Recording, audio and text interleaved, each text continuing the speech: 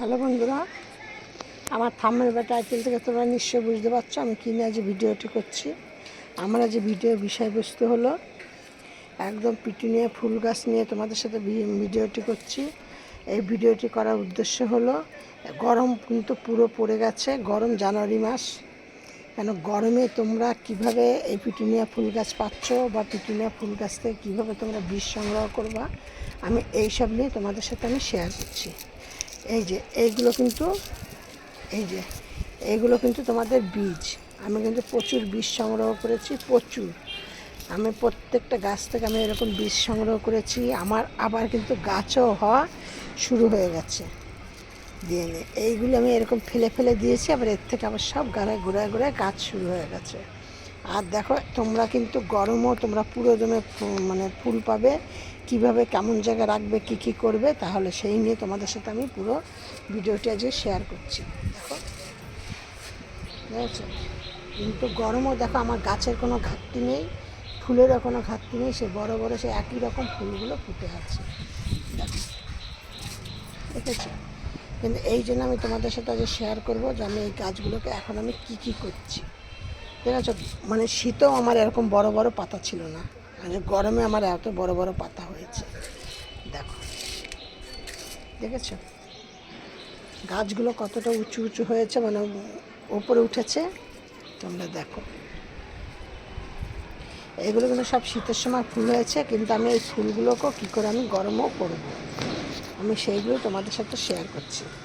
এখন কিন্তু রোদ্রের তাপ, শীতে যেমন গাছগুলোকে রোদ্রে রাখতে হবে, কিন্তু এখন গরমের পুরো তাপ পড়ে গেছে। এখন তোমাদের এই গাছগুলোকে রাখতে হবে ছাওয়াতে না রাখলে তোমাদের এগুলি মানে গাছগুলি নষ্ট হয়ে যাবে। এই জন্য আমি কিন্তু এখন পুরো গাছকে পুরো দমে জল দিতে হবে। একদম গাছের গোড়ায় শীতের সময় অল্প অল্প জল দিয়েছে, আর এখন কিন্তু জল দিতে হবে বেশি। আমি চম্পাস ব্লগ থেকে ভিডিওটি করছি। আমার এই ভিডিওটি তোমরা প্রথম থেকে শেষ পর্যন্ত দেখবে। দেখে যদি তোমাদের ভালো লাগে তাহলে একটু লাইক, কমেন্ট, শেয়ার করো।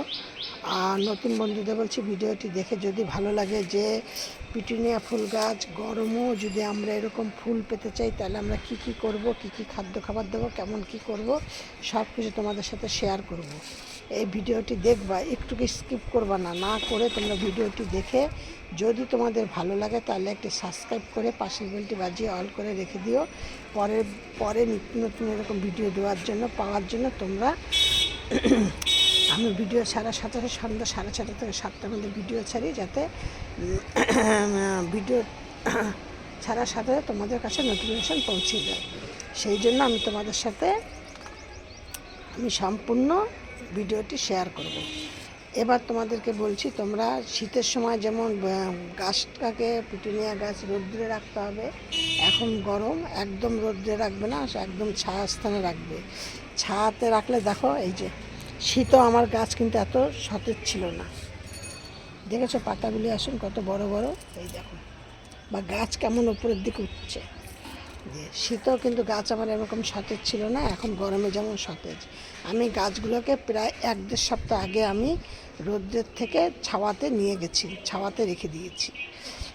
এই হলো প্রথম কাজ। আর দ্বিতীয় কাজ, এখন কিন্তু আমি গাছে অল্প করেই জল দিচ্ছি, কিন্তু দিনে 2বার করে জল দিচ্ছি, সকালে একবার আর বিকাল একবার। সকালে আমি যেই জলটা দিচ্ছি, একদিন বাদে যেই জলটা আমি দেবো সকালে, সেই জলটা কিন্তু আমি কি দিচ্ছি খাবার হিসাবে, চাল ধোয়া জল নিচ্ছি, তার মধ্যে 1 লিটার জলের মধ্যে 1/2 ml ভিনিগার নিচ্ছি। ভিনিগার নিয়ে সেইটাকে আমি গাছের গোড়ায় দিচ্ছি। এইটা কিন্তু একদিন বাদে দিচ্ছি, ঠিক আছে? আর তোমাদের বিকালে আবার যেটা দিচ্ছি, সপ্তাহে 1 দিন করে দিচ্ছি, বিকালে যেই খাবারটা দিচ্ছি সেইটা হলো দিচ্ছি বাদাম ভিজানো জল। এখন কিন্তু সর্ষের খোল একদম দেবে না গাছ কিন্তু তাহলে বেশি গরম হয়ে যাবে, দিয়ে গাছ কিন্তু মরে যাবে। বাদাম খোল একসাথে 100 গ্রাম বাদাম খোল ভিজিয়ে দিয়েছি, সেটা 10 লিটার জলের মধ্যে মিশিয়ে নিয়ে 3-4 দিন আগে ভিজিয়ে দিই, দিয়ে তারপর সেটা 10 লিটার জলের মধ্যে মিশিয়ে নিয়ে তারপর সেই জলটাকে আমি গাছের গোড়ায় দিই। এই হলো বিকালে। আর তোমাদের 1 দিন করে আমি গাছকে স্প্রে করছি। সেই শীতের সময়ের মতো অত করছি না, শুধু একবার করে আমি স্প্রে করছি। সেই স্প্রেটা আমি কী দিচ্ছি, দেওয়ার মধ্যে আমি দিচ্ছি, স্প্রেটা করছি একদম ফাঙ্গিসাইড সার নিচ্ছি, তার মধ্যে ডাল ধোয়া জল নিচ্ছি আর নিম পাতা থেতো করে সেই রসটা নিচ্ছি, নিয়ে একদম তরল করে নিয়ে সেইটাকে ভালো করে নাড়িয়ে নিয়ে মানে মিশিয়ে নিয়ে তারপর সেই জলটাকে দিচ্ছি। তোমাদের সাথে আরেকটা জিনিস দেখাই, দেখবে আমার মানে চন্দ্রমল্লিকা গাছ এখন হয়ে তাতে কেমন ফুল। এই দেখো যেই গাছগুলো আমার ছিল সেই গাছগুলি সব তুলে দিয়ে মানে ফুল ফুটে শীতের সময় শেষ হয়ে গেছে। তারপরে আমি আবার এই গাছগুলোকে নতুন ডাল কেটে কেটে আবার বসিয়েছিলাম। দেখো দেখেছো, বলো একটুকু কি গাছের ফুলের সাইজ ছোট হচ্ছে? এক ফোঁটাও না, দেখেছো, কোনো রকম না। শুধু গাছকে খাদ্য খাবার ঠিকমতো পরিচর্যা করবে। আমার আরও অনেক চন্দ্রমল্লিকা গাছে এরকম ফুল ফুটছে এরকম, আমি এইটা আবার তোমাদের সাথে 2-4 দিন বাদে আবার শেয়ার করব।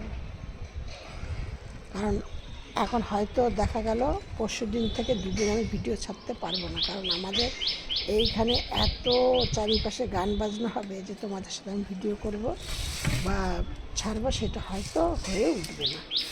ঠিক আছে, দেখো কত মানে এক একটা গাছে, দেখো এই যে সাদা ফুলটা, বলো তো একটা গাছে কতগুলো ফুল ফুটেছে,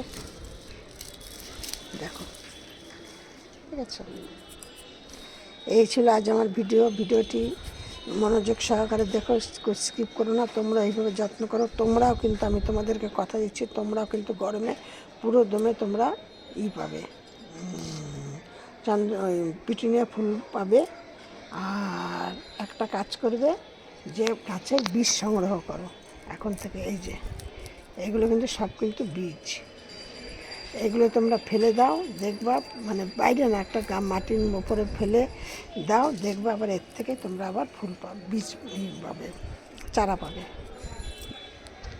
সব ভিডিওর মতো তোমাদের আজকে বলছি, তোমরা সব ভালো থাকো, সুস্থ থাকো। নেক্সট ভিডিও আবার অন্য কিছু।